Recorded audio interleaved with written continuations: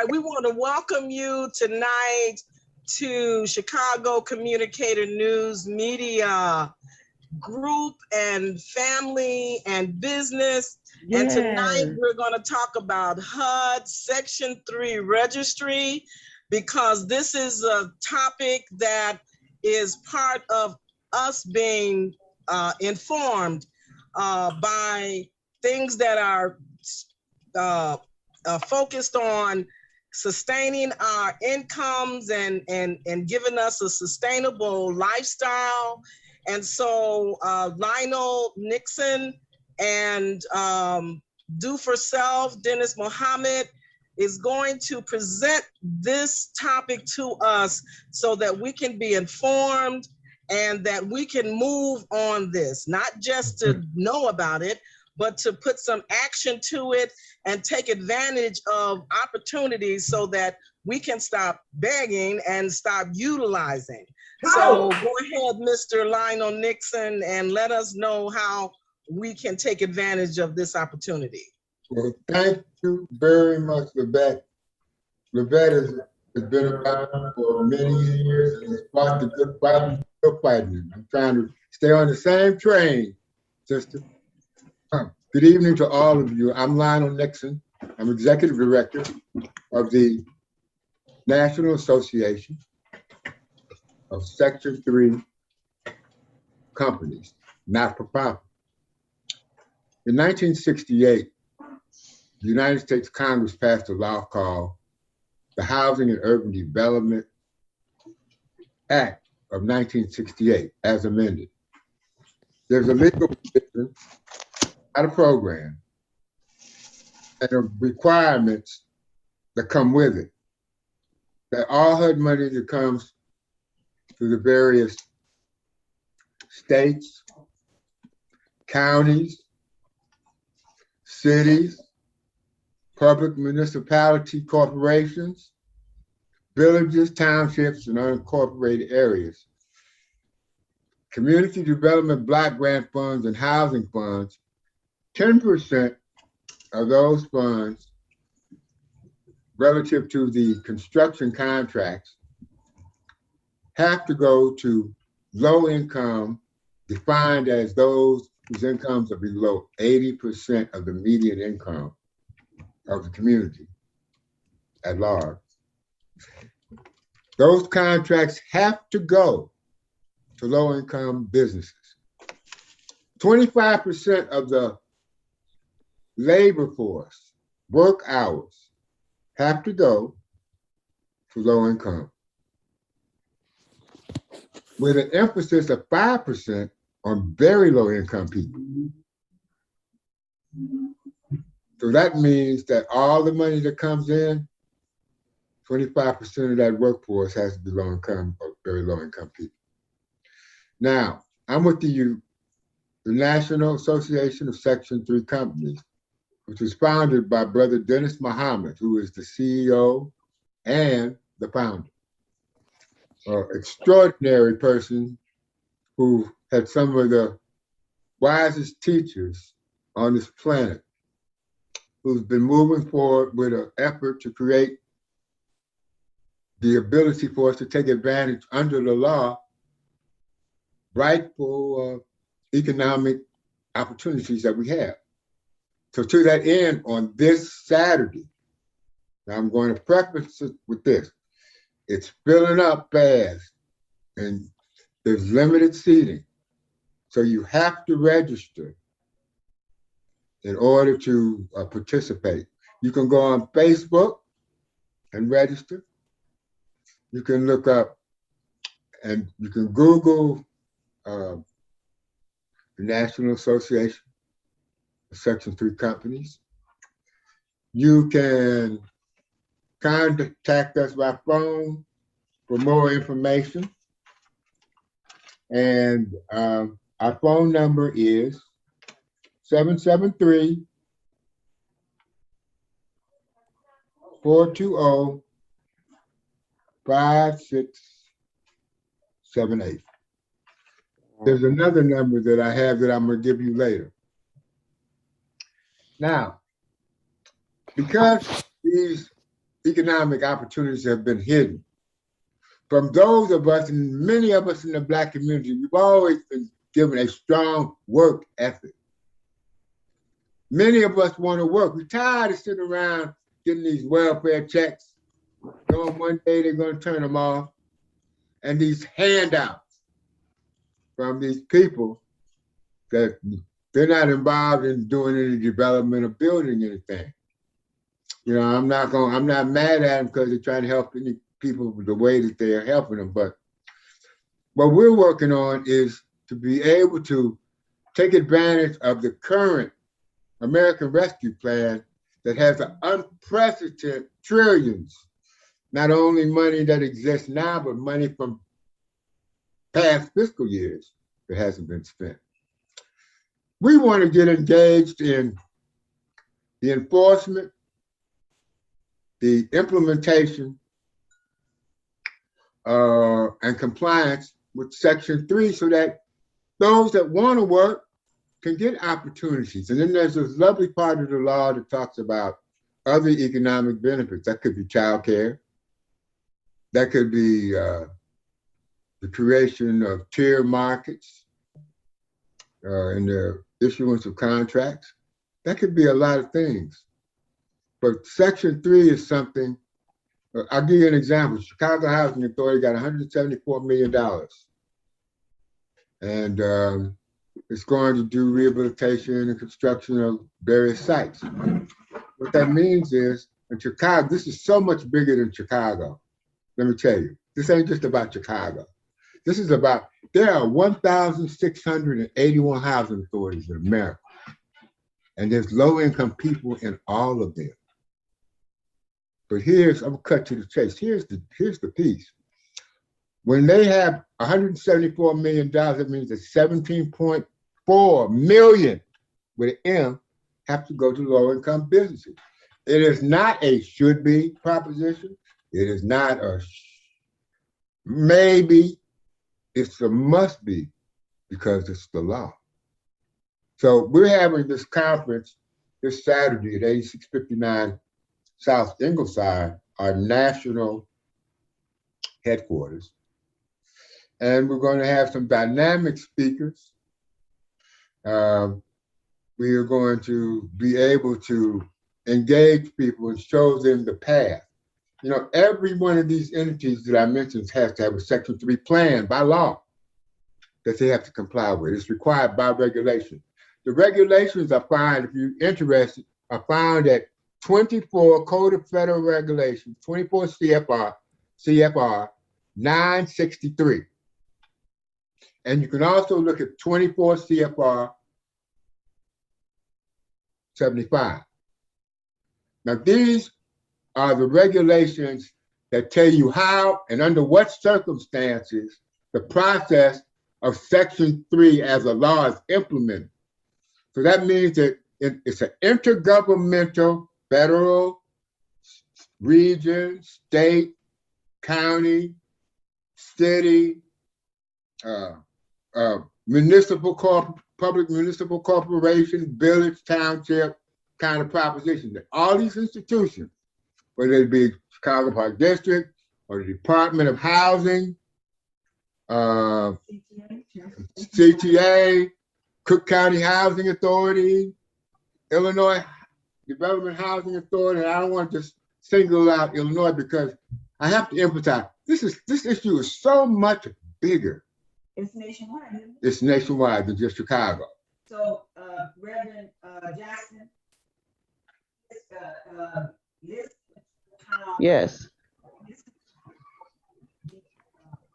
This Section 3 benefit Texas. I definitely wrote that down, this Section 3, when he said, when Mr. Nixon said HUD. So I knew that it was federal.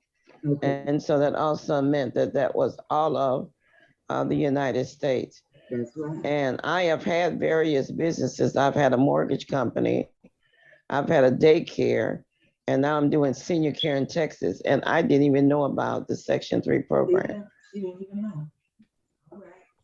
So do you see a way that you can benefit from go and register your business. It's all with you do your own registration, register your business with HUD.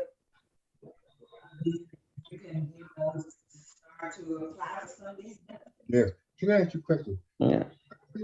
Lionel, can you hear me? For the, Wanda, Yes, I'm sorry. no, wherever you are, I'm not hearing anything you're saying. I'm right here with Lionel. You can't hear me? You're muffled. Muffled? So you need to, yeah, well, now you're getting a little clearer. So you probably need to get a little closer to the, I'm done. I want you ladies We to can ask hear you. questions. I know you have plenty of questions. So you guys need to get in here and ask him questions. This is the expert. I brought him on so he can show us how to benefit from Section 3.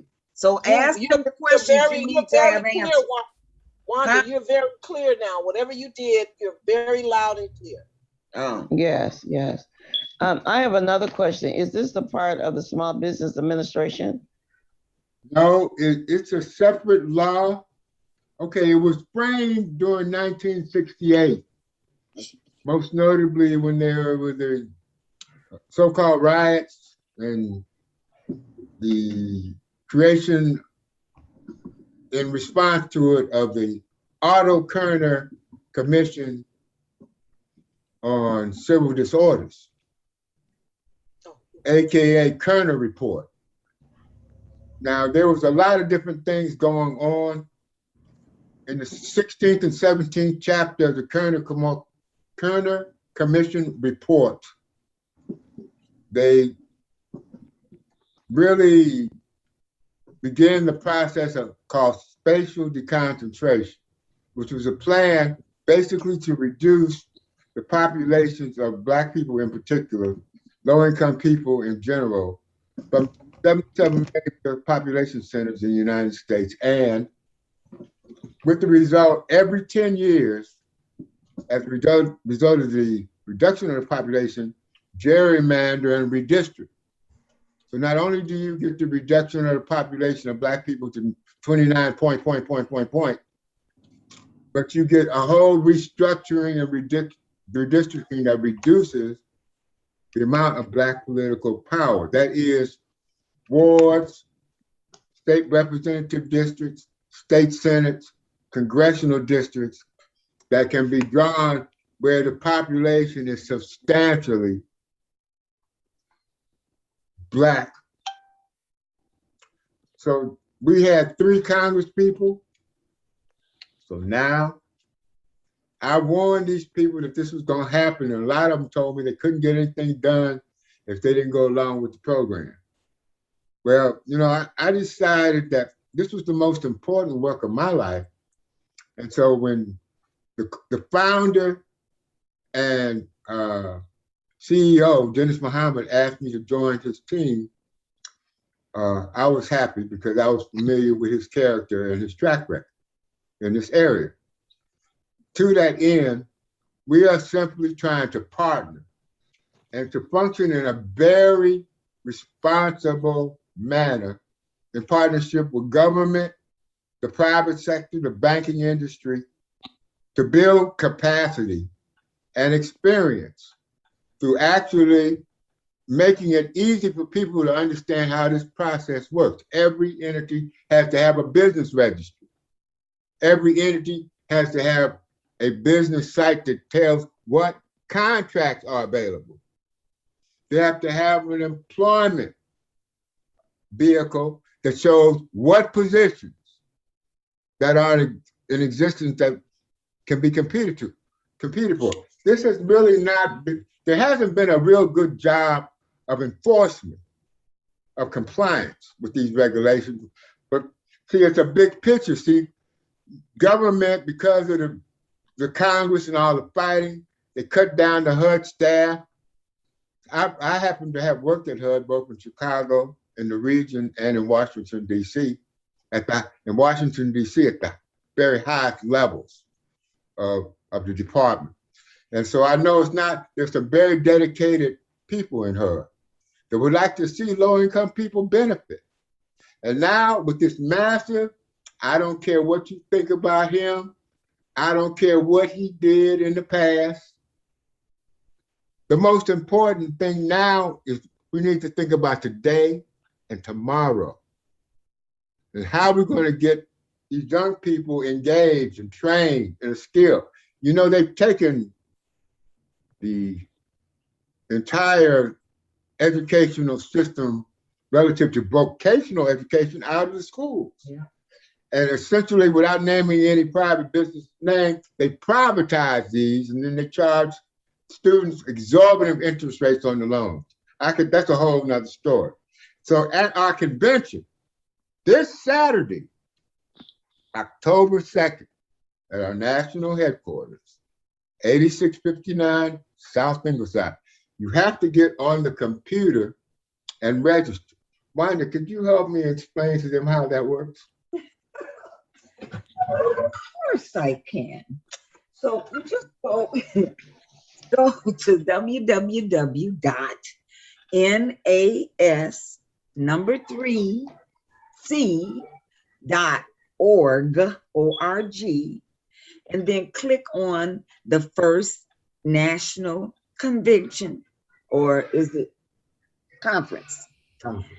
NAS3C conference, and it'll take you to that page where you can register for the event.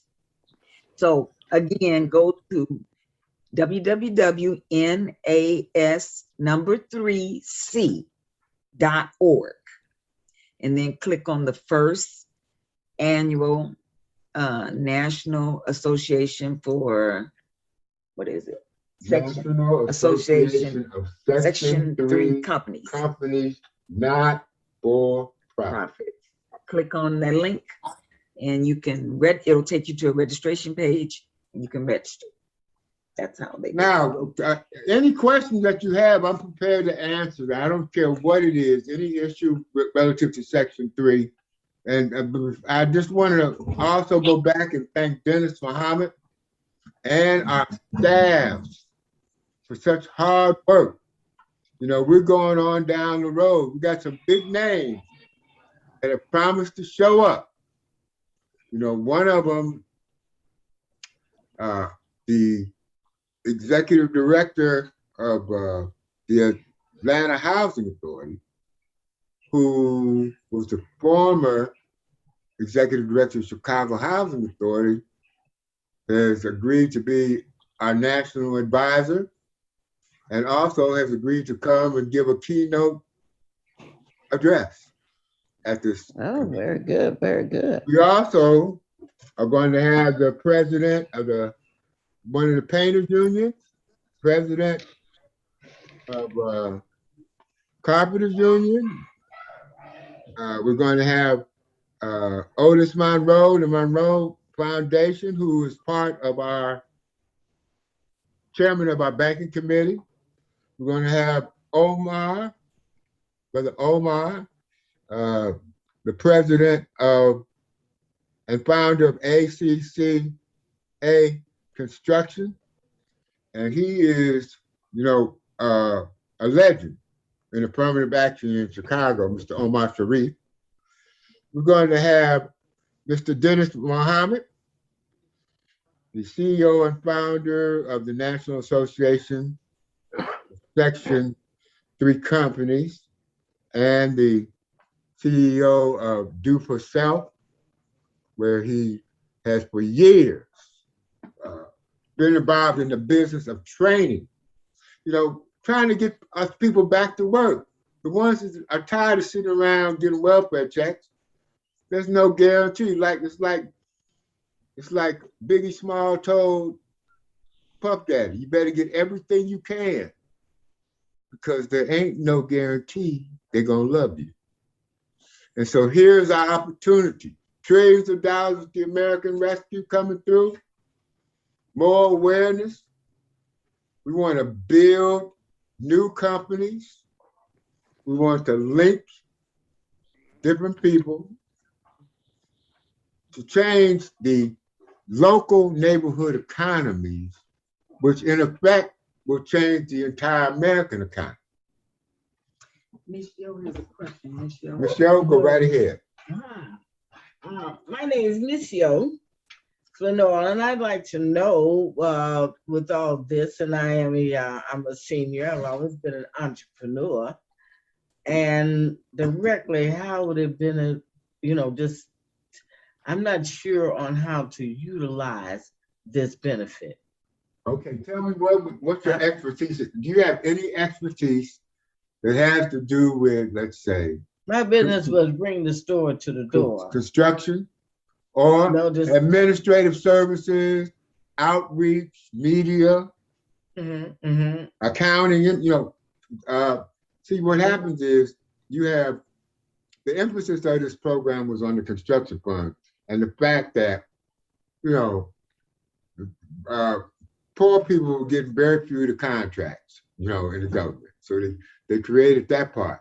But they also set aside 5% for administrative type activities. So tell me a little bit about what's your business. I've been insurance accident health license. Insurance, everything but securities, and I've always done financial planning. I worked financial operations in Mike Reese Hospital. Well, 40 years ago for 20 years. Right ahead, as you give me this information, training is an area that is eligible. All right. So you might be able to train people in those areas. All right. But there's all kinds of possibilities. We're going to have to be creative with this. I mean, we're going to find a way, or we're going to make one.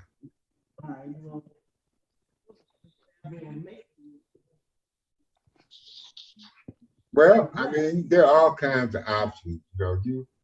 You might want to do outreach.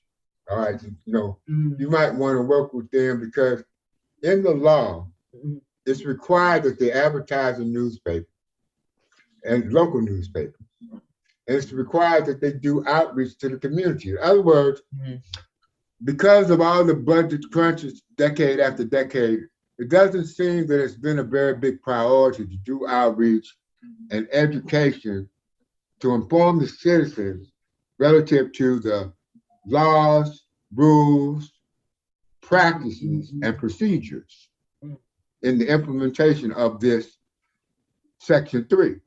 So, in other words, if you don't know that you could go to any housing authority, go onto their website, because of the pandemic, that slowed everybody down in terms of face-to-face contact. But they're required by law to have internet presence.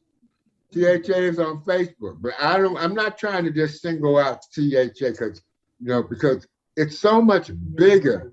It's so much, we're talking here just think about from 1968 to now. Think about all the, not billions, but trillions of dollars that have flowed through government that didn't benefit low-income people, but were supposed to.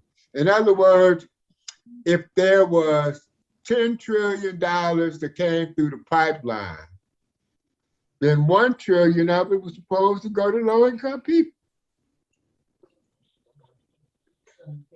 So they didn't, when I say they, I guess in their mind, they did the best they can, but the best they can wasn't good enough on providing outreach and explanation.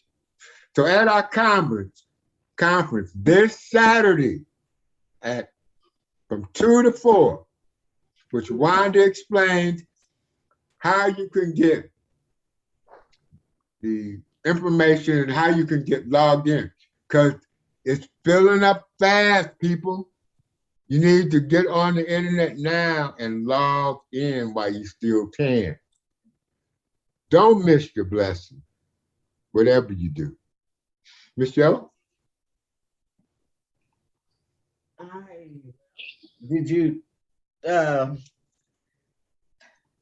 You could go and submit a proposal.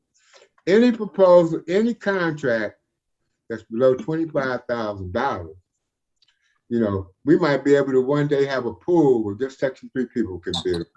But any contract, all they have to do is get 3 estimates. But you can also give them an unsolicited contract if there's a need.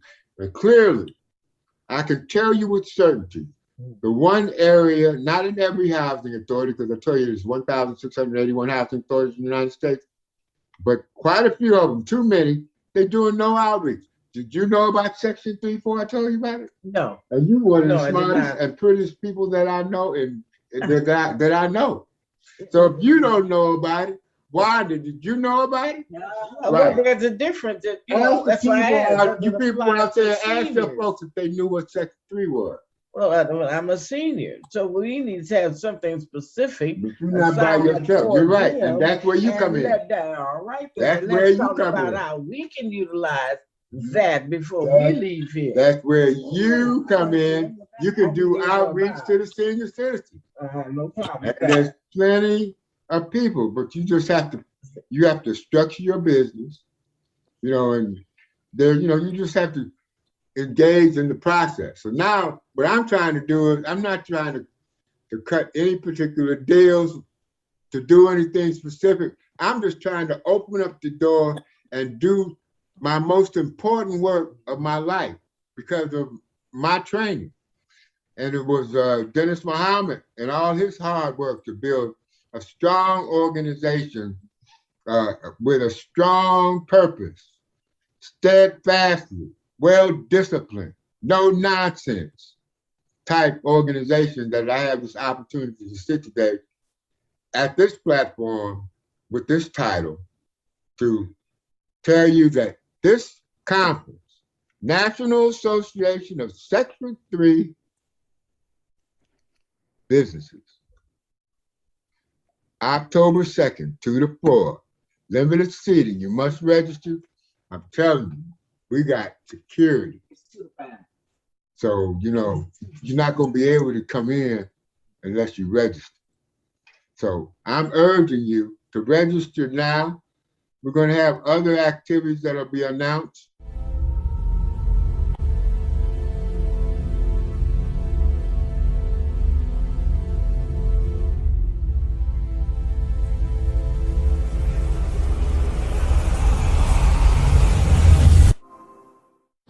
Millions of young people grow up in the sunlight of opportunity. But that is another America. And this other America has a daily ugliness about it that transforms the buoyancy of hope into the fatigue of despair.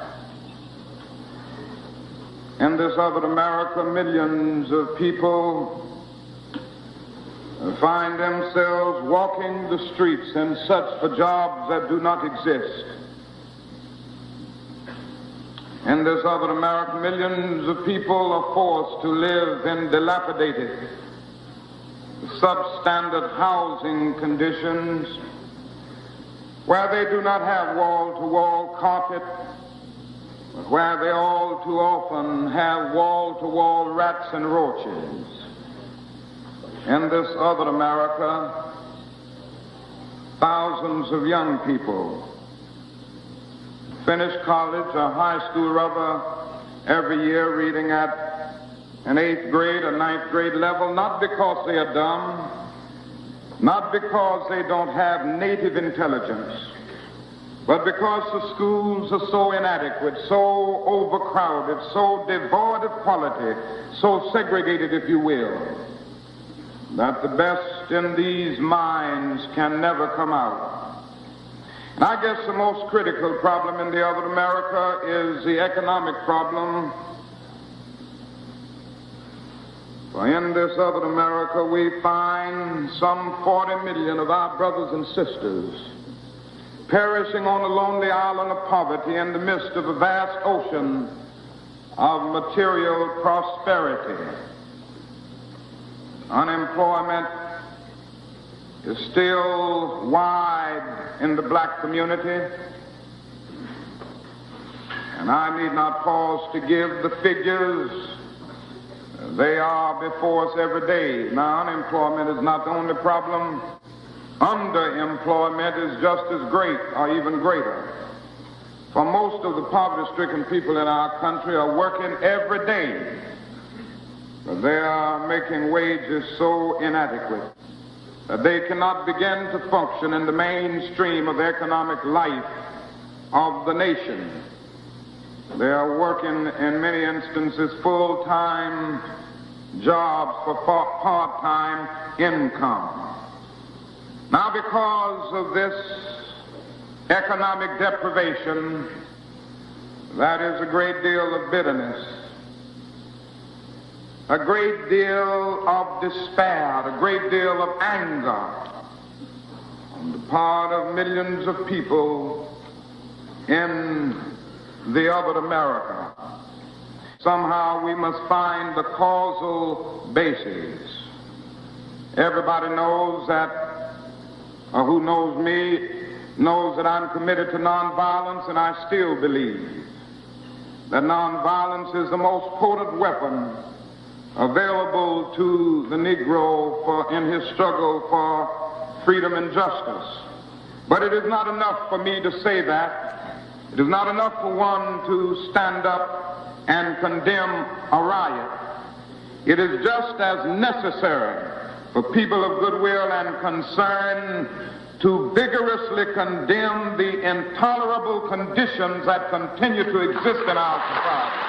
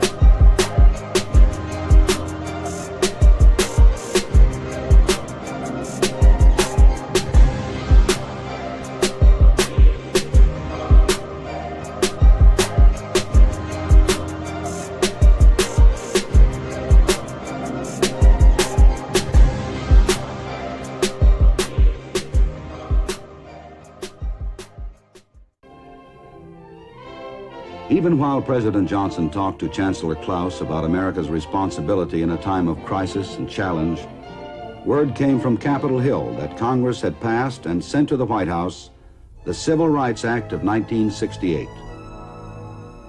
Included in the measure was a landmark open housing bill, which, when fully effective, would forbid discrimination in approximately 80% of all housing offered for rent or for sale in the United States.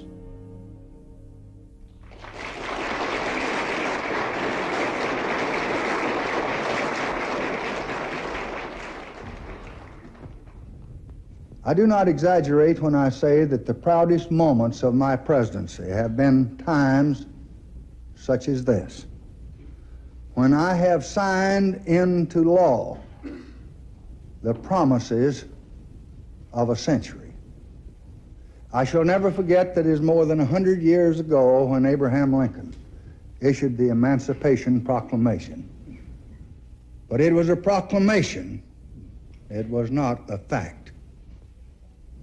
And in the Civil Rights Act of 1964, we affirmed through law that men equal under God are also equal when they seek a job, when they go to get a meal in a restaurant, or when they seek lodging for the night in any state in the Union. And now the Negro families no longer suffer the humiliation of being turned away because of their race. In the Civil Rights Act of 1965, we affirmed through law for every citizen in this land the most basic right of democracy, the right of a citizen to vote in an election in his country.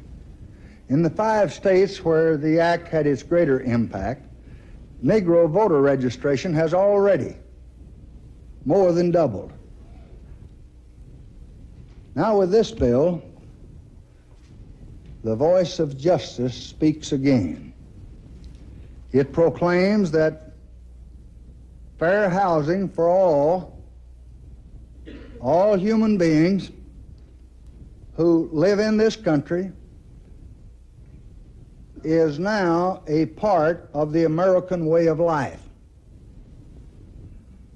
We all know that the roots of injustice run deep, but violence cannot redress a solitary wrong or remedy a single unfairness. And we just must put our shoulders together and put a stop to both. The time is here. Action must be now.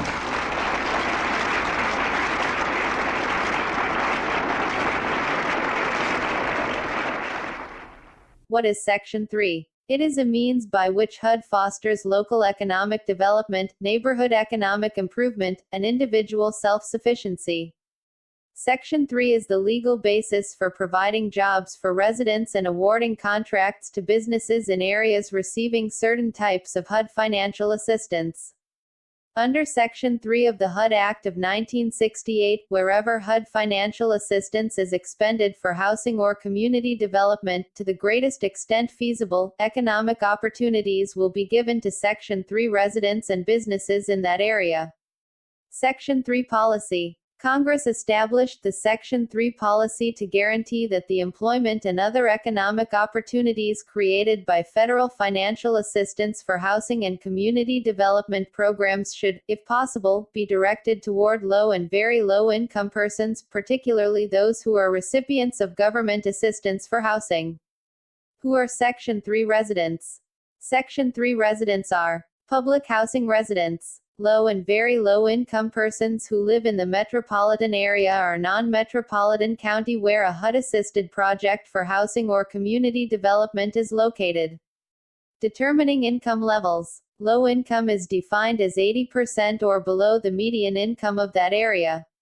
Very low income is defined as 50% or below the median income Section of 3 that has been a area. resource to many Median contractors incomes can who be have found joined the using the agency's American initiative Fact Finder to at completely What is a rejuvenate Section 3 100% business of its and what portfolio, types of or economic nearly opportunities are available 6,400 under homes Section 3? all throughout the city. A business that is at least 51% Shortly after or the more owned by inauguration of Section HUD's 3 Rental residents. Assistance Demonstration These Initiative, permanent, full-time HACEP employees immediately include launched into the persons, effort, at least 30% quickly becoming the who are first, currently Section largest 3 RAD residents, converting or agency in the within 3 country. years of the date of first The employment result with was the an business explosion of concerned were construction Section through the 3 city of El residents Paso, for.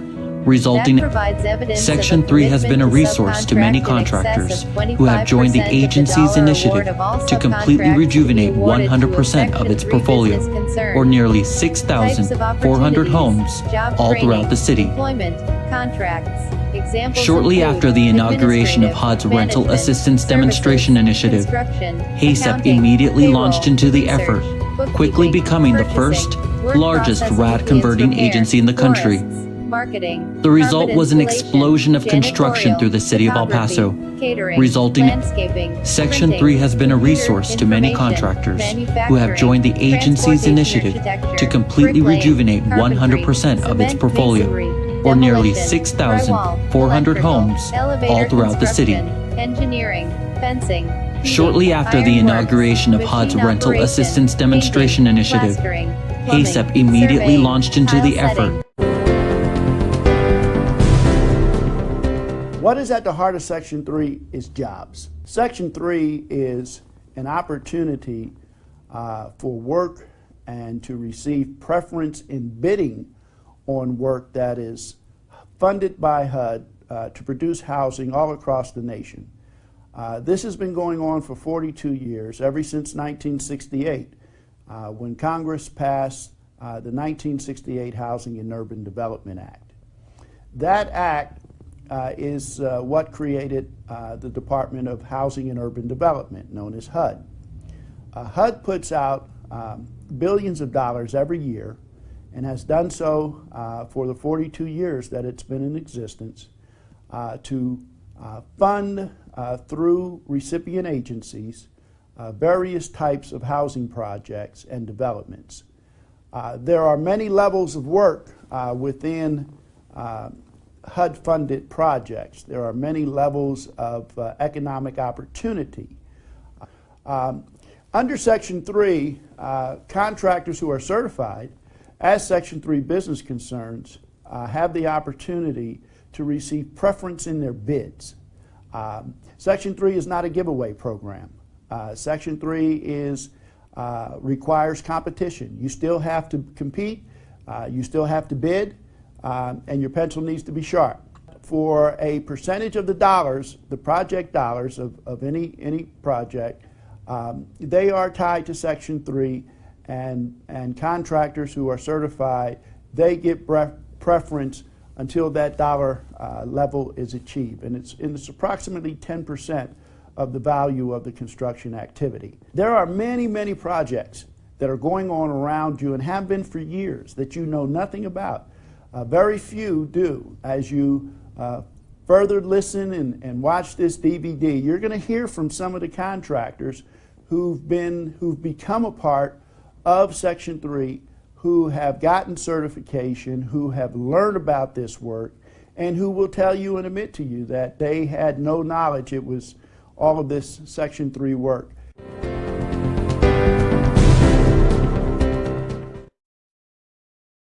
You know, public housing is being threatened now more than it ever has before. And we all really have to stick together, and the way we stick together is by being informed.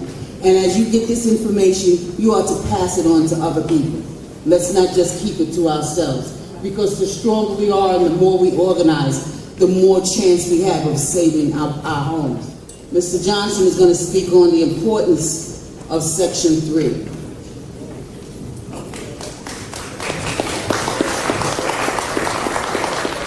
And he just found this out today that he was speaking, like 2 minutes ago. But he's always prepared. Good morning, everyone. Does everyone in the audience know what Section 3 is? Section 3 is a part of the Civil Rights Act, 1968, where initially Kennedy was talking before he got assassinated with Martin Luther King and his people. Once he got assassinated, Martin Luther King thought that it was going to fall by the wayside, but Lyndon B. Johnson came on board, and he actually picked up the mantle, and they got Section 3. Section 3 is economic opportunities for low and very low income residents in the United States. There's 3 different facets of Section 3: training, jobs, and business opportunities. In New York City, in order to work construction, all you need is a 10-hour OSHA class. And if you get that 10-hour OSHA class, and you think about all of the resident leaders in the building, how many young kids you have walking around in your developments that's not really doing anything, pants sagging, doing whatever. $35 an hour is the prevailing wage. No high school diploma, no GED, just a 10-hour OSHA class. If you have more skills other than that 10-hour OSHA class, a 20-hour, a 30-hour, you have your other certificates, you can get upwards of $150, $200 an hour. But when we talk to the New York City Housing Authority about this, the Housing Authority gives preference to the unions. They don't give preference to our residents.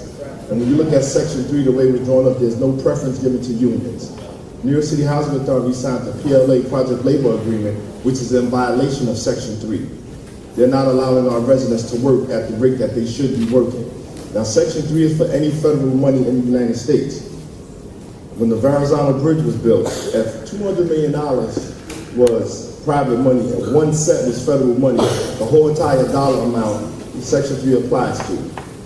So one of the things that I've been fighting with NYCHA about was, yes, one of the things I've been fighting with NYCHA about is to not only worry about Section 3 when it comes to New York City Housing Authority, but implement Section 3 for every contract in the United States, especially in New York City, where there's federal monies allocated to it.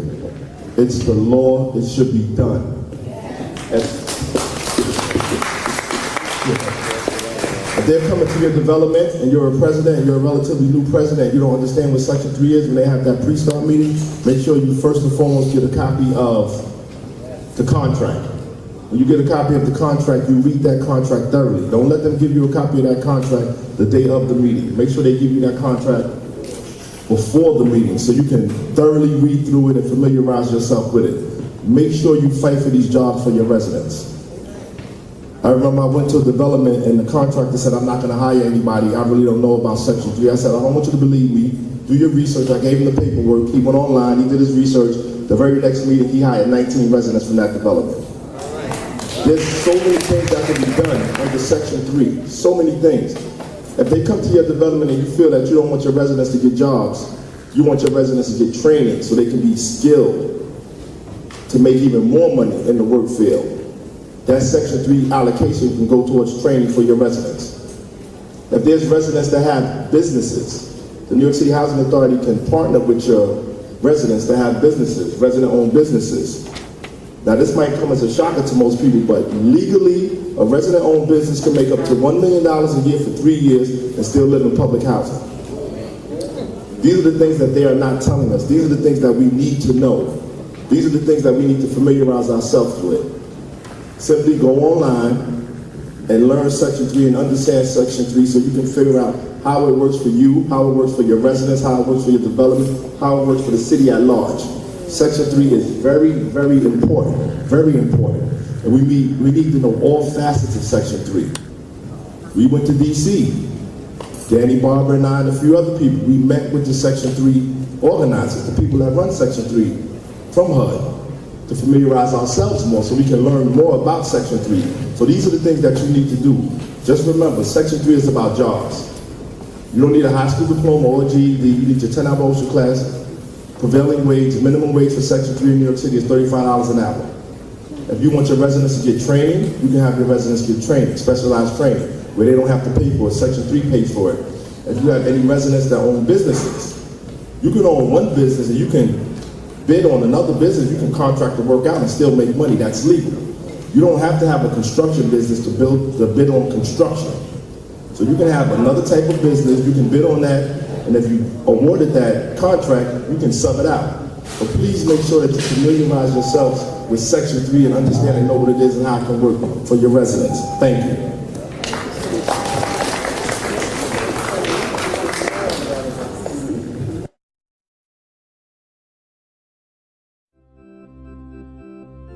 CHA hosted its first Section 3 symposium for residents and businesses interested in learning more about contracting and job opportunities with the authority and across the city of Chicago. In addition to workshops and speakers, staff announced a new $5 million initiative for 2016 to help resident-owned businesses expand and build capacity.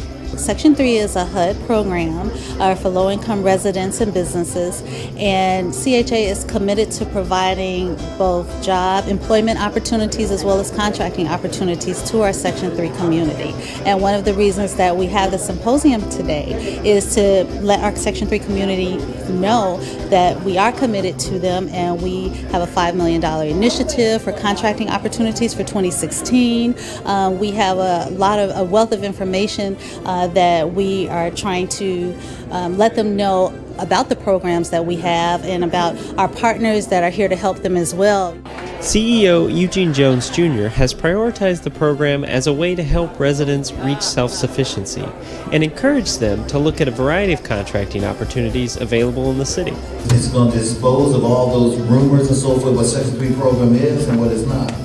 What I do want to challenge you individuals here is that Section 3 is not just for CHA. It's for any agency, which is the city of Chicago, Cook County, and so forth, who receive federal dollars, especially HUD dollars. That would be CDBG and home dollars. They have the same requirements on Section 3. Don't limit yourself just as CHA. Start expanding your horizon and demanding that you get a piece of what's out there in the city of Chicago. For residents, the event was a welcome chance to ask questions of CHA's Department of Procurement and Contracts, identify contracting opportunities, and network with fellow business owners. Well, I wanted to take that to the next level. I wanted to do business with the government now. So because I've been doing business with builders only, so now I'm taking my business to the next level. So this will help me a lot because I'm getting a lot of information how to do this stuff and make it easier rather than go and find out by myself. So far, I love it. I think it's great. I've been to 2 classes. I've learned a lot. Knowledge I needed to know about Davis-Bacon Act, doing business with CHA. It's been good. It's a great opportunity for a lot of entrepreneurs that lives in CHA. I think it's a great opportunity for us because a lot of times you don't get that information, and by them informing us and letting us know, I think it's a great idea.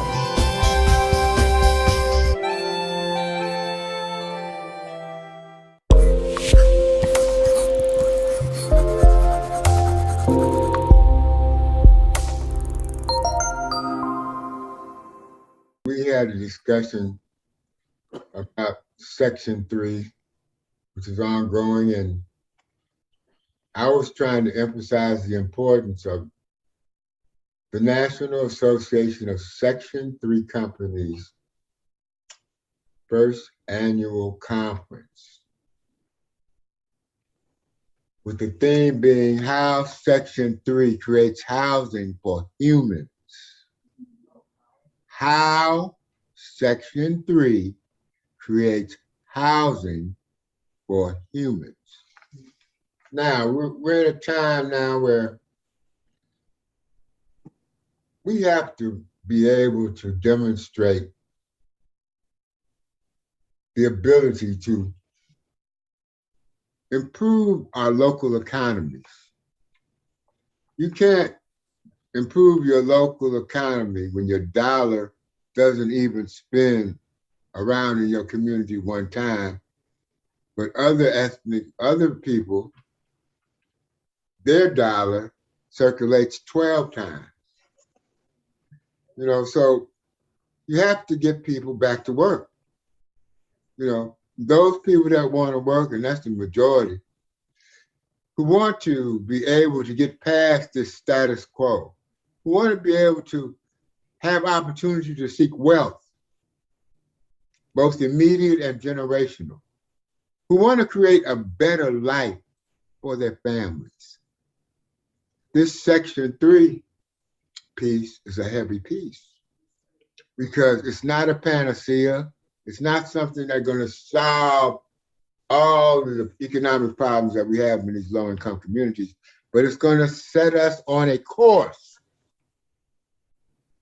straight ahead that's in the right direction for building neighborhoods, for building infrastructure. No matter what you might think about President Joe Biden, what he did in the past. I haven't always agreed with him, but what he did in the past, that and 25 cents wouldn't buy you a cup of coffee. What you have to concentrate on, people, is right now, next week, what you're going to do next year, and moving forward on how we build something that's based upon an economic foundation that we're entitled to by law. So to that end, I'm going to still tell you, register. It's on my Facebook page. I'm going to put it on several other Facebook pages. Coalition to Save South Shore Country Club Park. I'm gonna put it on Facebook on the Illinois Housing Senior Public Affordable Facebook site that I have. And again, we'll be glad for you to attend the conference because it's going to be something that's going to be incredibly important and informative. Michelle? Michelle has another question here. And as a senior, I have the say in-house, and you're dealing with training on how to do for self. Can any folk, your organization, utilize this gift of this house, it's a big house, on how to do for self as far as our weatherization and how to fix our own up? There's no one for us to call on as far as seniors are concerned. It's for in the community at large, and then you're not sure or what's going to be sent to you. So if we could communicably come together to learn how to insulate or weatherize ourselves, yeah, and then we won't have to call on anyone else. We can get together in the community and go help each other in our own houses. That's the way it used to be. That's called cooperative economics. That's right. And yes, you know, there's this whole movement forward is going to be based on public-private partnerships. Those public-private partnerships of government and the bank community and the community, the governmental bodies, the public institutions, all the collaboration of them have to create opportunities that are real and that are needed.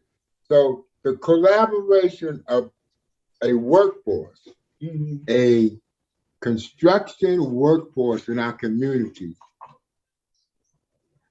without a doubt, would be an outcome of the aggressive pursuit of the implementation, the management review and oversight, and the compliance with Section 3. That if every government entity that the law applies to has the correct Section 3 plan, has the procedures, has the outreach where people can learn about it, has the computer hardware and internet programs where people can go in and see what jobs are available. Yeah, well, no, all right, wait a minute. Now that's getting away from my question and what that 3 can do for us in the community, and if they need a structure to do this practice on, then I can provide that as well. So now, how do we, all 5 of us, or 6 of us? It's hard for me just specifically at that point because of the position that I am in at this time. To say anything more than we're going to have the experts at this conference. This is why it's so important that you register for this conference. So I'm like this. I don't lie to anybody about anything. And I don't try to tell somebody anything if I don't know precisely. Right, and I don't want you. You know what it is, but I can always refer you. There you go. You know, I stay in my lane. I'm an expert on this program, how it works, how the government works. But we want to know how we can the technical aspects of these businesses. There'll be various businesses, Section 3 business, active Section 3 businesses there. And it should be a very interesting exchange, and you should be able to get your question answered. Does anyone else have a question? Yeah, I have a question. I think it's along the line of the previous question. I have a friend of mine who's 78 years old. She was a nurse, retired, and her house is falling apart and cannot find any resources that would help her to remain in her home. Now, on this conference, will there be someone available that can pinpoint us, not give us an overall, and give us what some of the stuff is saying won't make sense to us, but can say, this is where you go, pinpoint that this person I can will be tell you, able to I can find tell you this, assistance. Yvette. You go to the Chicago Housing Authority. You go to the. She's not in Chicago. She's in We're in Texas. In Texas. But it's still a part of HUD, right? Let me ask you this question. What city? We're in Fort Worth. Fort Worth. Go to the.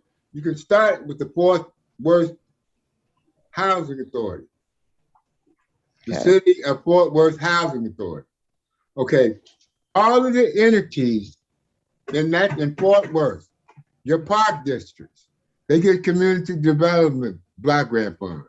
Your Department of Housing, they get community development block grant funds and housing funds.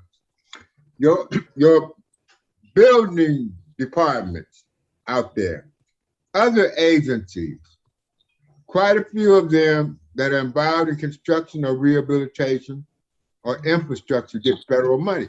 So you can, the problem with the COVID, as I said earlier in the program, it's more difficult to get the face-to-face because all of these restrictions.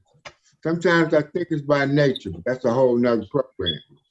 But they do have websites and they're required to have a plan. They're required to have, each of them are required to have a portal with the following information: what jobs are available, what contracts are available, what training opportunities are available. Every housing authority has a board of commissioners. So in order, now, there, like I said, 1,681 housing authorities in the United States. But in your community right there, you start with city agencies or state housing agency.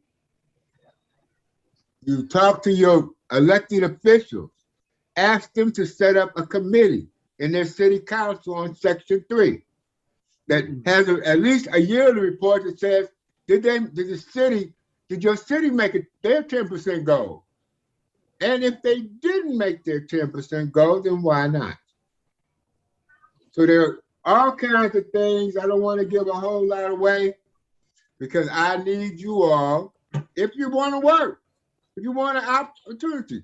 We're not trying to chase nobody. We're not trying to drag nobody in there. You know, I'm just telling you, we've been able to pull down some real great fruit. If you're a jelly maker, you come on in and make the jelly, do the networking, and find out what the strategy is for you to get some real money in your pocket. And even where you are in Fort Worth, Texas, anywhere that they do a project where they building something with government money that came from HUD, anywhere they gave money from community development block grant funds. So that's why you go to your elected officials. There's a budget, and it's all public. They can't hide it. They can make it difficult for you to access it. But in the final analysis, if you have to, you can do a Freedom of Information request to get a copy of the budget and find out where are the community development block grant funds going, how much, and for what. And can they, so as seniors, I don't need to be senior, but as Ms. Yo said, and as Reverend Jackson said, it should be able to go to Chicago, to their housing authority. Yeah. And request, based on that 10%, to be able to access. Yeah, and Chicago is very fortunate. It's advancing since the CHA has a field office. They have CHA in Chicago has a particular office that deals with nothing but Section 3. Every housing authority that gets community development block grant funds on a scale where they're dealing with contracts that are $200,000 or more needs to have such a setup, a portal, a plan. The portal includes what contracts are available. I mean, there is essentially every public housing authority by law is public. You know, like most people aren't an expert like me to go through a 378-page budget page by page, but I was trained by HUD how to do it. So when you look in there's money. All you gotta do is do a little homework, and you can, if you need some help, you can always call the National Association of Section 3 companies, you know, and we'll try to help you the best we can, but I have to emphasize, and why I'm repeating it, is this conference. You know, in other words, I could give you my theory, but you know, there are people who are in charge of unions gonna be there. You know, there are people that are experts in finance. You know, I'm an expert at housing management, construction, you know, intergovernmental relations, how the government works from the top to the bottom, inside out processes, regulations, you know, how to put budgets together, proposals, all that kind of thing. But I stay in my lane. So I encourage you all to come to this program. And Wanda, I'm going to ask you to come here to tell them one more time, how do you register for Saturday?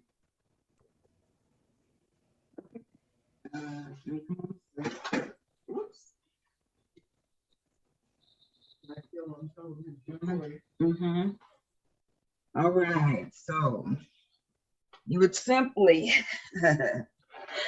welcome back. You just go to the www.nas3c.org, and then go to the NAS 3C annual conference.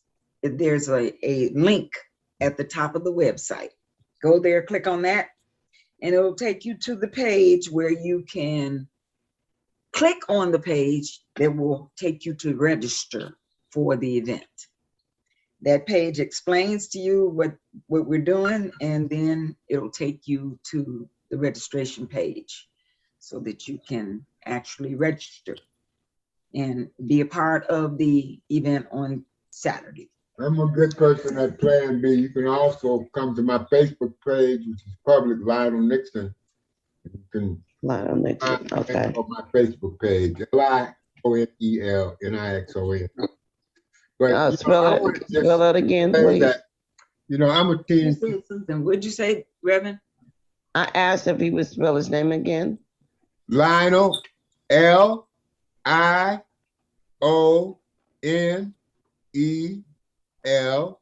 last name Nixon, N-I-X-O-N.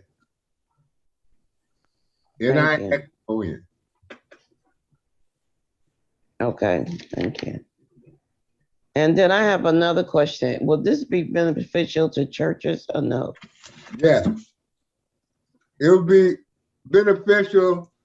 Churches of all designations have a common denominator that they all have low-income people whose incomes are 80% of the median. So this particular program, the beauty of it is it's not racially based. It's not based upon religious beliefs or practices. It's not based on anything but your income. If you're a poor person, I would say that this is a deal that was made in heaven in 1968, you know, and if you want to go to the mountain and take advantage of it, it's fine. If you don't, that's fine. But I believe that God helps those that help themselves, you know, and somebody who was very, very brilliant once said, we must do for self and we must speak for self. Mr. Nixon, does the business have to be a nonprofit? No. It does not have to be a non-for-profit. And does it also, the grassroots businesses, one that's just starting, are they able to take advantage of monies, or is it a business that's already up and running? Well, you know, we have to really take a really close look at what the practices are. Ostensibly, the law says that if you have a low-income business, okay, that means you got a PIN number. I mean, you're legitimate. You know, yes. You've done everything under the state of Illinois or whatever state, or the state of Texas, that you are required to do relative to the establishment of doing business in that state.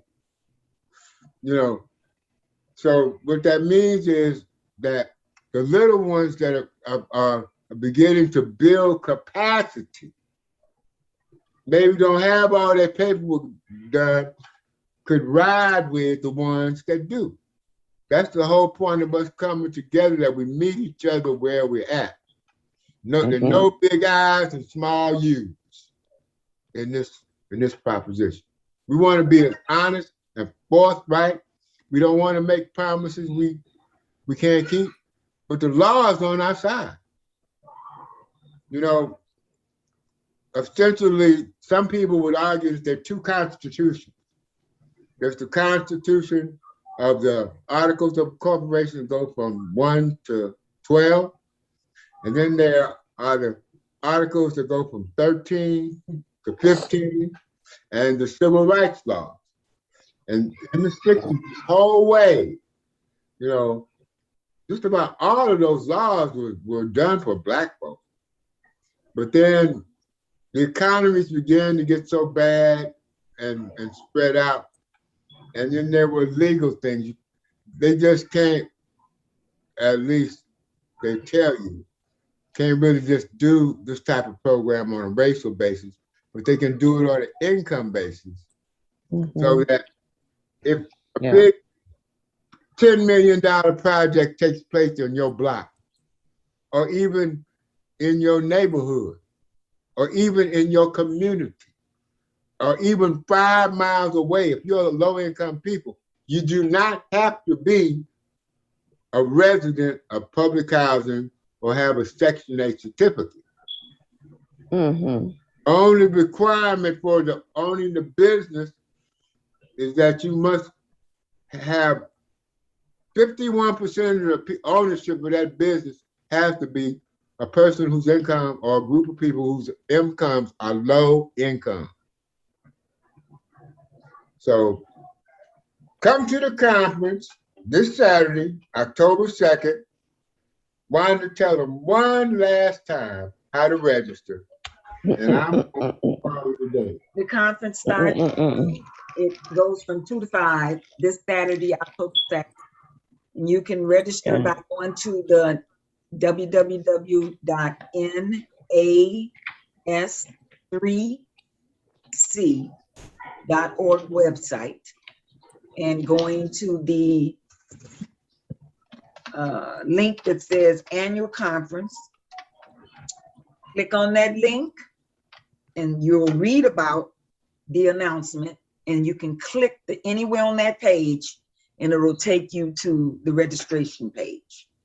Okay. And Queen Wanda, if you send it to me, okay, I will post it on my my business website as well as my personal. Okay. Oh, that'd be wonderful. You all know that you're listening to CC News Media Omnibus Roundtable Television in Chicago, Illinois. Sounds good. Oh, I like it. Thank you. Around the world. There you go. We link people. That's right. Oh, ladies, I'm so proud that you guys called in, and we got to stick together and make sure that we know how to access these resources. So come to the conference, come and see how and what you need to do to build capacity in your business. That's what it's all about. Good. That's right. Thank you. Build capacity. I need to learn how. He said that as a media company, I can go to any of the agencies that get federal dollars. The Board of Education, Department of Water Department, whomever. If they get federal dollars, I can go there as a Section 3 company. Federal dollars from HUD. I can go there as a Section 3 company and get, I'm supposed to be able to get 10% of that, whatever their budget is. I have another. Oh, how are you, Daba? Hi, Daba. Hi, Daba. Hey, girl, how you doing? Oh, she can't. Her audio's not hooked up. How you doing, girlfriend? Thanks for tuning in. Reverend, don't go nowhere. Don't you go nowhere. So how close are we done? What time is it? I don't even know. Are we over?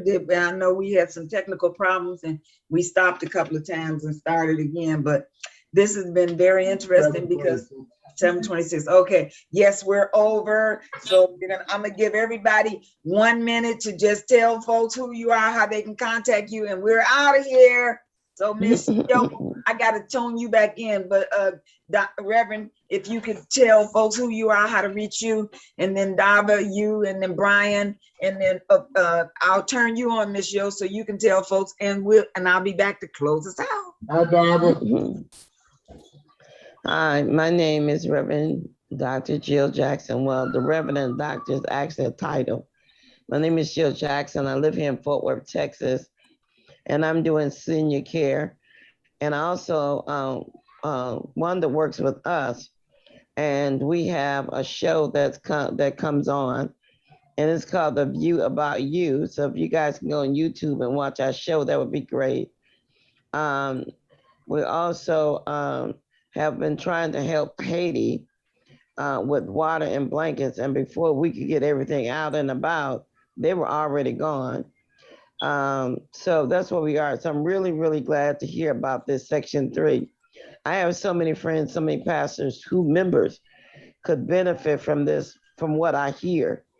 My phone number, if to be reached, is 706-386-6968. That's a Georgia number. It's a Georgia number because I went to seminary in Georgia, in Atlanta, Georgia. And it's so nice to see each of you and to meet each one of you tonight. Thank you. Thank you.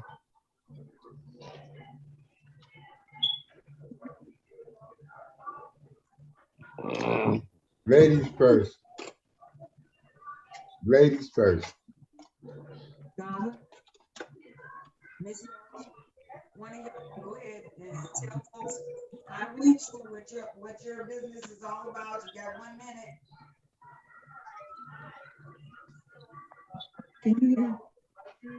Did you click on mute? All right, here, I'm mute.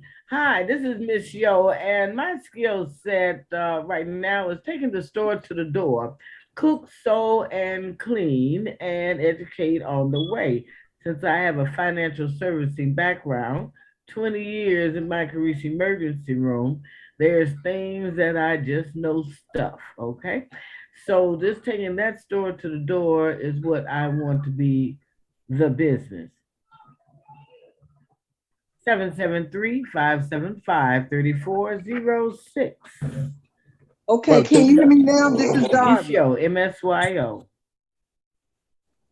Yes, Darby. We can hear you. How's that? Come on, Yes, Darby. we can hear Thank you. Can you repeat the number?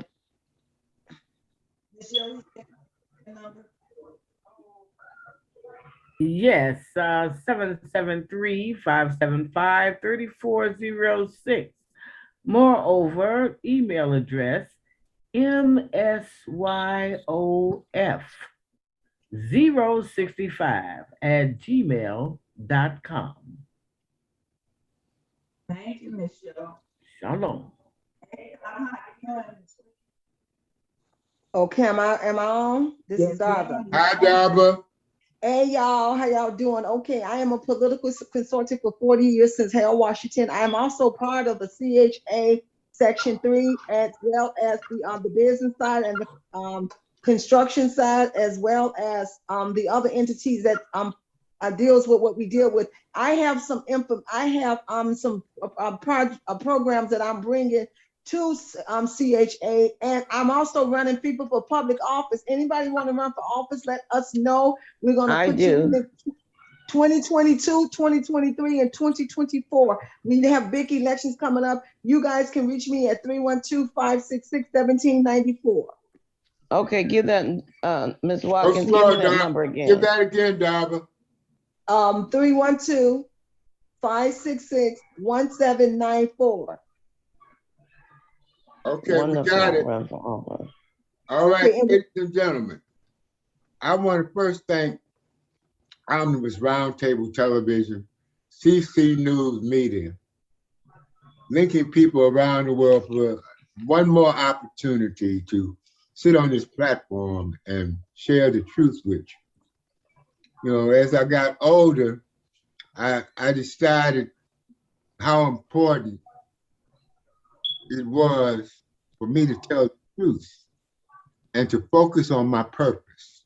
To that end, I'm focusing on telling you to join the National Association of Section 3 Companies annual conference, 8659 South Ingleside on Saturday. I want to tell you, you have to register. You absolutely will not be able to get in and participate if you're not registered.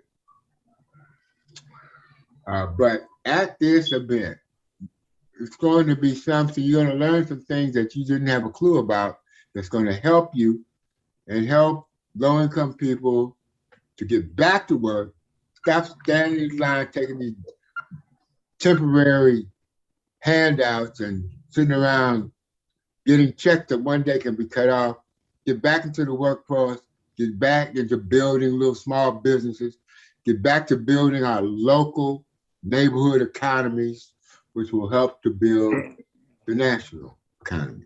I'm Lionel Nixon, Executive Director.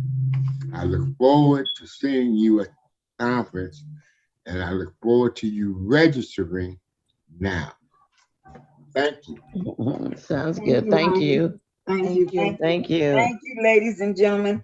And listen, as I said, go to www.nas3c.org and you click on the registration page or the page that says the NAS3C conference. Click on that link and it'll take you to the page where you can click on the page and it'll take you to registration. So there's two. Okay, sounds good. Okay, Yeah. and if you have any questions, give a call back. Thank you all for joining. We're over. We're out. Have a great one. Thank you so Good much. night. God bless everyone. God bless you. God bless. Good night. Thank you. See you all Saturday. Yes. Thank you. Bye. And it's free, so come on. Good night.